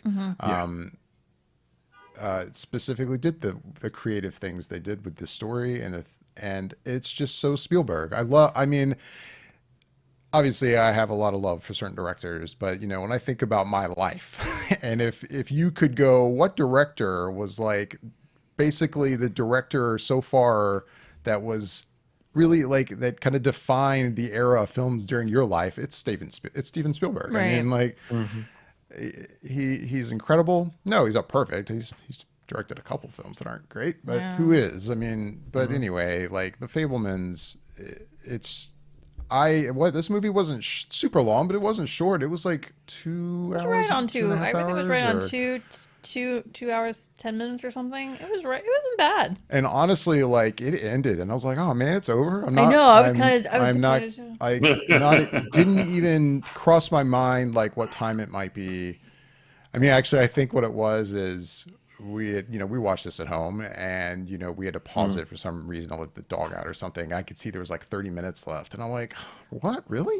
Like that's it?" That's awesome. Like, huh? and when it ended, I was like, "Oh man, it's over." Yeah. Like I was loving this experience. No, I very much enjoyed the film. For someone who was very skeptical, at least upon a first hearing about this idea, I'm sold. Thought it was great. Fabelmans, that's my number 3. Yeah. Nice. Do you know what his next project is? I think it's been mentioned. It's been already. announced. it's I been don't remember. I've seen what it was, but I can't remember now off the top of my head. I believe it's Bullet. The old Steve McQueen movie. I think it Oh, is. really? Really? Yeah. I believe Oh, that could that's be what it really was. good.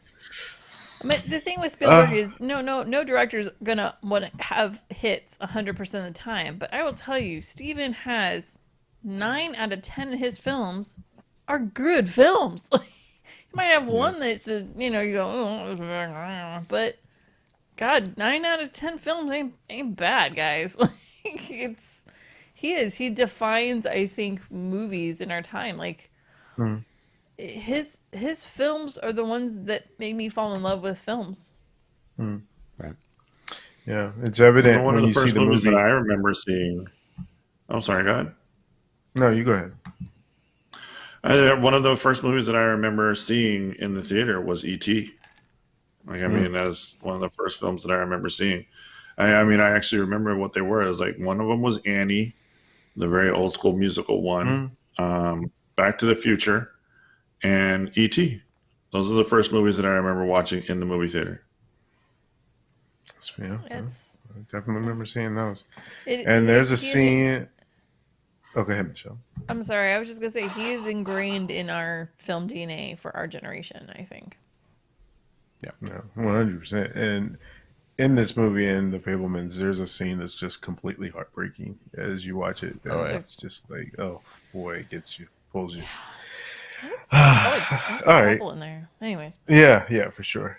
So my number 3, I'll make this quick because it's already been mentioned 3 other times, and it's Top Gun Maverick. Again, for all the reasons that everyone has said. I mean, this movie fires on all cylinders. It's just Tom Cruise at the top of his game. I mean, it's just a movie that is just so good to watch in the theater, as David mentioned. Just seeing it on the big screen and the sounds and just the way that this movie was shot, you really feel like you're in the cockpit of the planes, and just I don't know, you just come out of that movie feeling good when you see it, and just an enjoyable experience at the theater all around. So number 3 for me is Top Gun Maverick. Very nice. Moving on to number 2, Michelle.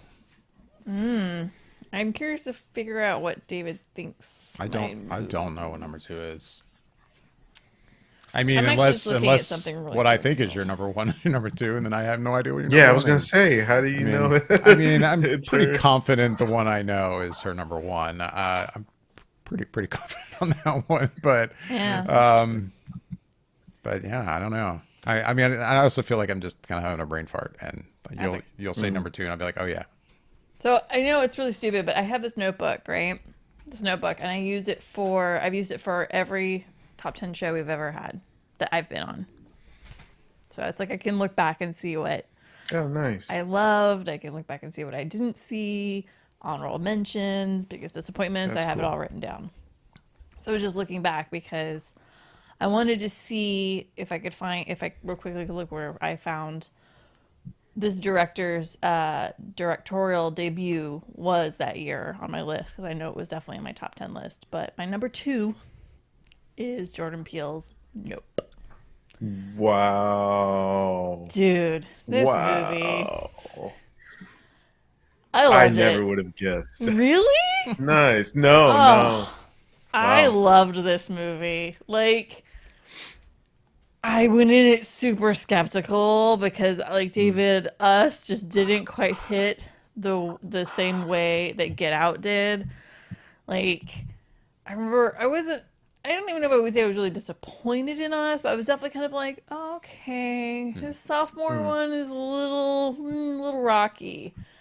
But dude, Nope, just it did not disappoint at all. It's just so good. It like it delivers. It is from start to finish. It is executed so well. The story, just all of it. The act, like I could just gush and gush and gush. Like there's so much I like about it, but I also can't talk too much about it because if people haven't seen it, it would spoil a lot. But please go see Nope, or please watch Nope, because at this point you can't really go to a theater to see it. But it's so good. Like, it's in the genre of the film that it is in. I guess maybe I could probably safely say it's basically an alien film. It's an extraterrestrial film. I mean, that's in the trailers. I mean, Yeah. So it's an Yeah. extraterrestrial film. It's probably one of my favorite extraterrestrial films. Like, it's so good. Oh my God. I'm so happy with this film. Like, the ending, like the subtext to it, like it's good. I was so hell of impressed. I mean, like, I'm not a person that like wants to clap in a theater, but damn, I almost stood up and clapped. That was so good. I was so happy with it. I remember walking out just being like, yeah, Jordan, you did it. Like, I was like, you did it again, man. You go, And so now I can't wait to see more from him. And I have a feeling I'm not gonna be too disappointed. I'm actually listening to the podcast that he's doing with Monkey Paw right now. And it's really, really good. It's really enjoyable. My only problem with it is there's just too many advertisements. Otherwise, it is a really good podcast, and I would highly recommend people check that out. But yeah, Jordan Peele, knocked it out of the park, baby. You did it. You son of a gun, you did it. Anyways, that's my number 2. Yasha, your number 2 film. Well, I've really wanted to see Nope, and I've just been dragging my feet on it, so I haven't gotten a chance to watch it yet. But I'm looking forward to doing it. My number 2 film is Glass Onion, A Knives Out Story. Oh. I really, That is a divisive film in this house. really liked That's it. why- I've heard that you guys were not the biggest fans, but I liked it. I thought it was fun. I liked the murder mystery idea and watching things kind of unfold, albeit this one was a little bit predictable when it came down to it, but I really enjoyed this movie. Very nice. Glass Onion, your number 2. My turn. My number 2 film of the year. Apparently Michelle knows what it is. You seem pretty confident. I don't know which order it is in. Oh, really? I know what they are, but I don't know. No, I think I know what your number 1 and number 2 is. I think I know the order. All right. Yeah, my number 2 film has been mentioned before so far. It is Tar. Kate Blanchett is ridiculously good in this movie. I mean, again, no spoilers, but like it's like the first scene she's doing an interview, kind of like a panel interview, not a panel, but an interview, and just even like movie had barely started, and I'm listening to her dialogue, and I'm just like, this woman is just it's ridiculous. She's ridiculously She's good. ridiculously talented. That's why she's one of my favorite actresses. Yeah, it's amazing. It's almost not right. But the movie's fantastic. Of course, coming from someone, I mean, I was a music major for a time in college. There was a time I thought wanted to have a career in classical music and have a deep love for that genre of music and that world. And so right there, I'm immediately like, hey, I want to see this. And for those that don't know and have watched this trailer maybe and haven't seen the film, you might watch this trailer and think that this is a biopic about a true actual conductor. That is not the case. This is not a real person, Lydia Tarr. But the movie is pretty fantastic in my opinion. Again, her performance is just off the charts good. I would see it alone just for that, but the story is quite good. Yeah, it's a story, like you said, Michelle, about the fall of a monster. But I think you could also say it's also about what power does maybe to a person to create that monster, not to create it, but to bring it out, To feed it. yeah. And I really enjoyed it. And also, sure, it's a movie about classical music, so I expected it to have great music in it and for the movie to sound good. I'll be honest though, like, I was shocked how good of a Dolby Atmos mix it was. Like, this Dude. movie sounded so good in a good Dolby Atmos surround mix. Like, I was pretty shocked at some of the scenes where I was like, oh wow, I can really hear that up here. Like it was great. Yeah, and there's definitely scenes where you do feel like you are sitting in the middle of the orchestra hearing this music. It's pretty great. Great mix. Great movie. Great performance by her. Tar. It more recently is available as a cheaper rental. This was a movie that for a while you could rent it like while it was in theaters because it didn't get, I think, a huge wide release, but you could rent it for like $20. But now you can rent it for a more reasonable amount of like $5 or something like that on most services. I think it's like $6. Yeah. $5 or $6. So that's Tar. I highly recommend it. My number 2 film of the year. My only regret on that film was not seeing it in the theater. Yeah, yes, I would agree. That movie's interesting. I had a chance to watch it as well. And while it did not make my top 10, I realized after watching that movie and seeing Kate Blanchett's performance that I have a limited pool of actual movies she's been in that I could compare it against. I can only think of 2 other movies really that I know that she's been in.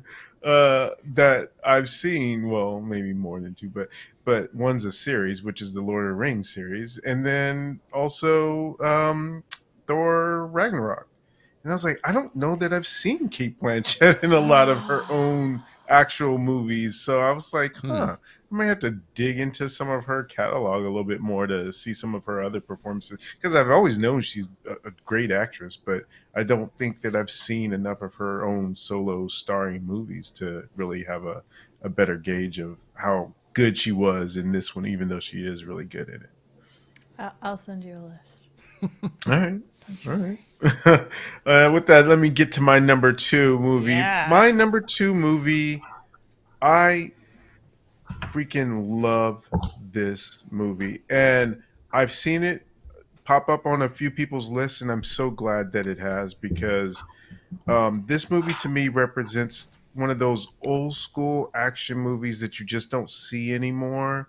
And the people within this movie worked really hard to do the action themselves as much as possible, and it was just fantastic. I've seen it twice in the theater, so that just tells you a little bit how much I enjoyed that movie. And it's The Woman King, starring Viola Davis, and fantastic. It's like it's basically like a real life version of the Dora Milaje. This group of women are in Africa that are these warriors for a tribe, and yeah, they sort of messed around with the truth and the reality of it, as movies tend to do. But it's just such a good action film, and I thoroughly enjoyed it. So I don't know if it's available on any service for streaming. I don't think so yet. I think it's still just rental, but if you have a chance, check it out, because I don't think you'll be disappointed at all. That was another film I really wanted to check out this year. Yeah. But I get to watch it briefly this month, so yeah. Cool. Yeah. All right. It is time. We are now down to our number 1 films of the year. Bobby, you look like you want to say something. Yeah, I was gonna say, since we're down to our number ones, and there are some audio listeners out there, maybe we should do a quick recap of our 10 through 2, and before we get to the number 1 as we go around. Yeah. Michelle, All right. your number 10 was Triangle of Sadness. Number 9 was The Menu. Number 8, The Northman. Number 7, Top Gun Maverick. Number 6, Avatar: The Way of Water. Number 5, The Fabelmans. Number 4, Tar. Number 3, Avatar: The Way of Water. I mean, The Batman. Number 2, Nope. What is your number 1 film of the year? My number 1 film. Will I be shocked? You are not going to be shocked at all, David. 0 shock factor for you. Is there a possibility, by the way, that like maybe 3 of us have the same movie as our number 1? I'm wondering. I have a feeling Pretty sure. we might have a three-way number 1 here. Or all 4 of us. I don't know. Maybe. I don't know if all I don't 4 of us know. have seen it, but No, I already know Josh's number 1. You know what's funny is this movie is from some directors that if you had told me years ago when I watched a certain music video of theirs, I would have a film as my number 1 film of the year, I would have laughed in your face. My number 1 film is Everything, Everywhere, All at Once. Oh. Directors Dan Kwan and Daniel Scheinert. I don't know if I'm saying that right. I can never say his last name quite right. The Daniels. The Daniels. Mm-hmm.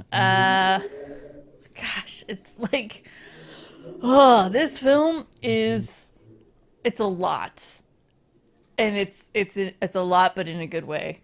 It takes place. There's a metaverse. It's about family. It's about hope. It's about just so much. It's about everything. It's about everything everywhere. It's about so many great things. And it's a fun film. It's a fun one to watch. It's silly. It doesn't take itself too seriously. But there's a lot of heart. The performances in this film are spectacularly good. Literally from just absolutely everybody that's in this film. And last night at the Golden Globes, it reflected, and I think it was all well deserved for those awards that they got. I I cannot promote this film enough for people to watch. And I know some people are going to watch this film, and for a little while they're watching it, they're going to say, "What am I watching? What is going on?" And all I can tell them is just hold on. It's going to take you on a ride, and that ride is going to pay off so much at the end. It just fills your heart. It's just so good. Yeah, I don't know how this movie cannot be my number one for this year. It is quite good. It's amazing. Everything, Everywhere, All at Once, your number one film. Number one film. I had a feeling. I had a feeling too. You know, it's a film that came out back in like March. March, yeah.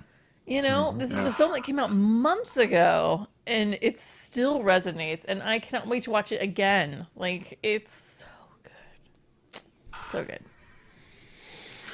Yasha Wilson, your Top 10. top 10. You had Jurassic World Dominion as your number 10. Moving on to Bullet Train. Number 8 was Top Gun Maverick. Number 7, Uncharted. Number 6, The Unbearable Weight of Massive Talent, which I couldn't fit on the screen. It's too long of a title. Number 5, Barbarian. Number 4, Violent Night. Number 3, Prey. Number 2, Glass Onion. Yasha, what's your number 1 film of 2022? Bobby, what's my number 1 film? Wakanda forever. You said you know it. What's that? I said it. I said Wakanda forever.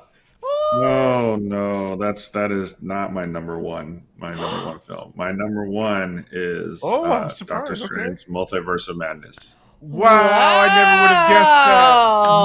I never would have guessed that. Doctor Strange: Multiverse of Madness. Yes, that was my number 1. That is my number 1. Thoroughly enjoyed the film, the direction that they're taking with some of the characters. Love Benedict Cumberbatch. The Scarlet Witch was a next level evil being, and it was a lot of fun to watch. I've watched, I think, this movie maybe 2 or 3 times, maybe even 4. But that is my number 1. Is Doctor Strange. I'm here for it all. Like, can't wait to see what they do next. It's such a fun character, so many possibilities, and yeah, so that's why I chose Doctor Strange over Wakanda Forever. Nice. It is a Marvel horror film. I love it. It's good. No, it's good to hear. I mean, I feel like Doctor Strange has gotten some love in the world. It's also gotten some hate, like that third film, or based on expectations. Yeah. I really enjoyed it. It's not my top 10, obviously. Well, I shouldn't say obviously. I haven't said my number 1 yet, but it's not my top 10. But I really like it. I'm glad that's good to hear. Yeah, I'm glad it made a list. Yeah. My number 1. I guess I'll go through my list. My number 10 was Babylon. My number 9, Avatar: The Way of Water. Number 8, Top Gun Maverick. Number 7 was Triangle of Sadness. Number 6 was Nope. Number 5, The Banshees of Inisherin. Number 4, The Batman. Number 3, The Fablemans. Number 2, Tar. My number 1 film, not going to be a shock, is Everything, Everywhere, All at Once. Yes.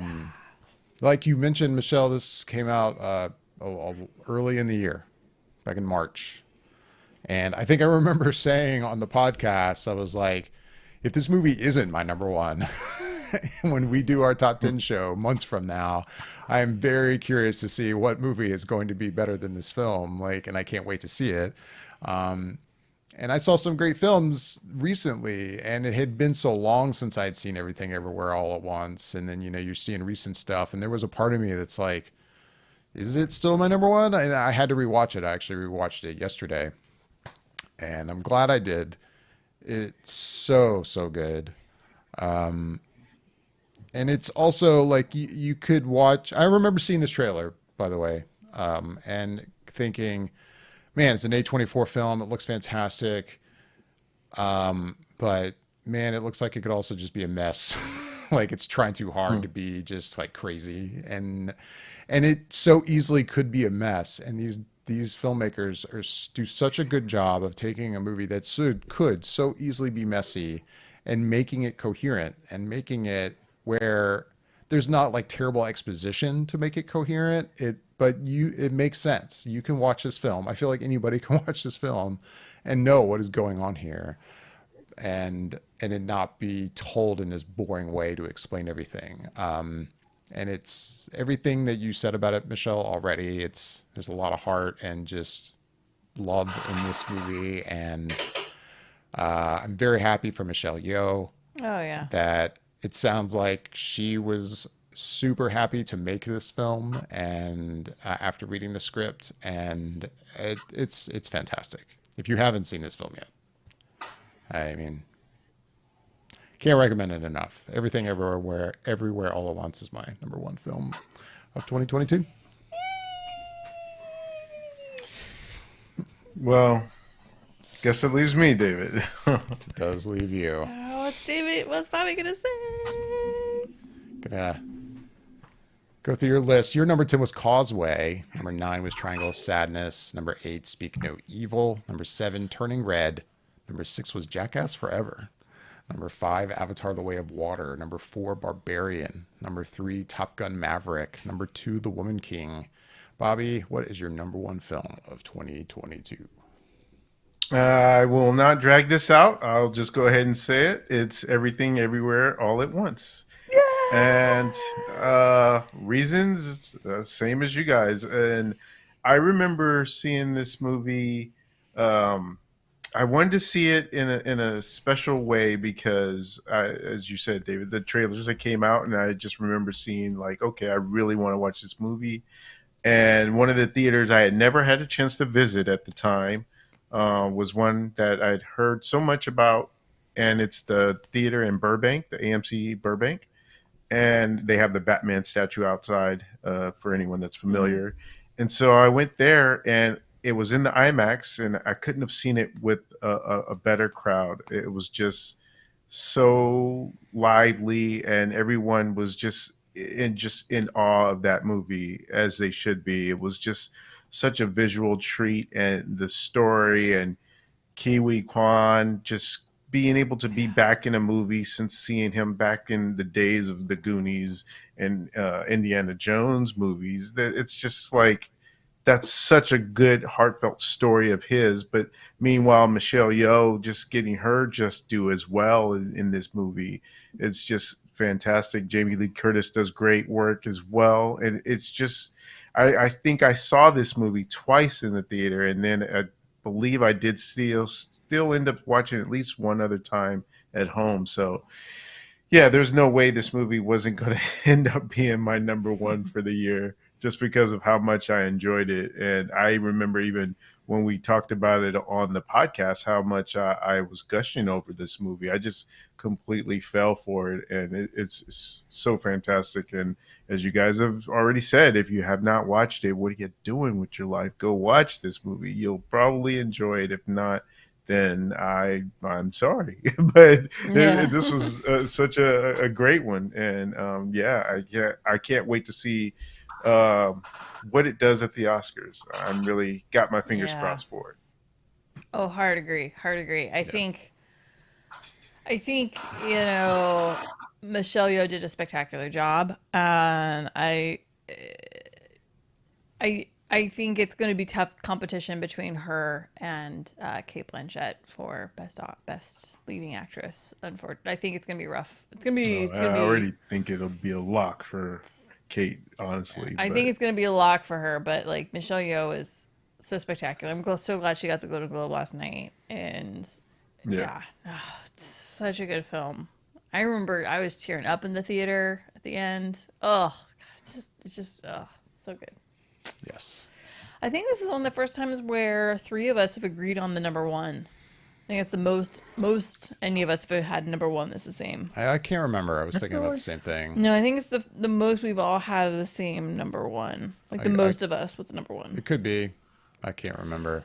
But it is. Look back in the vaults. Yeah, I mean, we've definitely had years where like we've, especially like Endgame and stuff. Like we've all had like a film that's shown up on all of our lists. Like those big Marvel ones have. But Top Gun Maverick was on all of our lists this year. all four of us had that listed.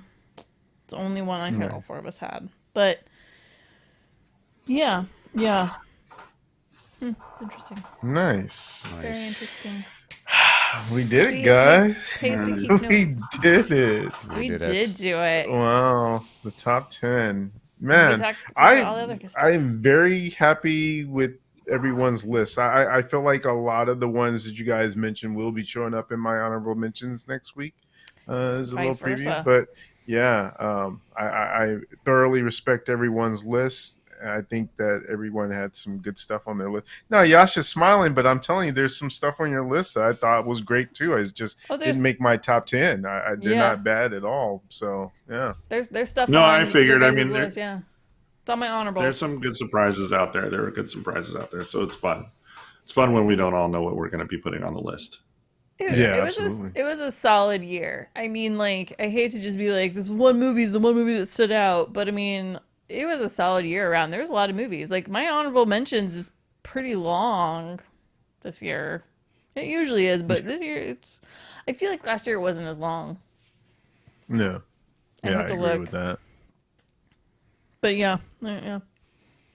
I still have a lot of movies to watch. So I'll be honest, like I mentioned how I had no problem doing 10, but then honestly, like as of right now, I wouldn't say my honorable mentions is long. It's relatively short. But I have a feeling it should be a lot longer because I should have seen a lot of the movies that I still want to see. And normally we would jump right into honorable mentions and other stuff right now, but since we're going to wait a week, which I think is wise, we've been on the air for 2 hours. It's a long episode. We're going to do honorable mentions and any other like little categories, like disappointing film and stuff next week. But yeah, I mean, what if I watch some stuff this week that I'm like, wait a second, God damn it. Then you could put them in your honorable mentions. Yeah, which is what I'll do. So I'm looking forward to that. Yeah, the list of did not get to see is like. Oh wow, yeah, you have a list. The list of did not get to see. It's long. It's good, but it's long, and I'm just like, there's so much on this list. It's almost daunting to look at this list to see how much is on my didn't get to see, wanted to see list. I'd be so mad. I'd be so mad. I'm always grateful that my didn't get to see list is relatively short because there's a lot of good stuff out there, and I try to make as much time as possible to be able to see these movies because I'm no Steven Spielberg, but I love film, and I love being able to go to the theater to watch these movies. And hell, I worked at a movie theater for a number of years because of that reason. So I think that for me, it's just such a wonderful escape every time I can go see a movie, and just even the ones I don't quite enjoy, at least to be able to see someone's work of art basically and see what they did with it, just to be able to have that experience. I think it's just something special, and it's something that I think as much as something like music does, it pulls people together, and they have those shared experiences and can talk about it. And that's what we do week in, week out when we do the podcast and are on YouTube. We're talking about things that we see and we love, or maybe not love, and talk about it. And so that's always the thing that I enjoy most about us doing our top 10 lists, is just getting to hear the things that we saw throughout the year and really connected with. That's a good variety. It is. With that, I think we're going to wrap things up. Like I already mentioned, we're going to next week talk about everything else we didn't get to talk about today. Honorable mentions, disappointing film, underrated film, whatever else we can come up with. We'll come up with some stuff. We'll talk about it next week. Lots of stuff. But we'd also love to hear from everyone watching and listening.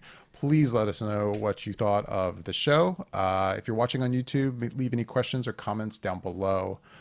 Make sure to also like and subscribe, hit that bell icon to be notified whenever we go live or post any videos in the future.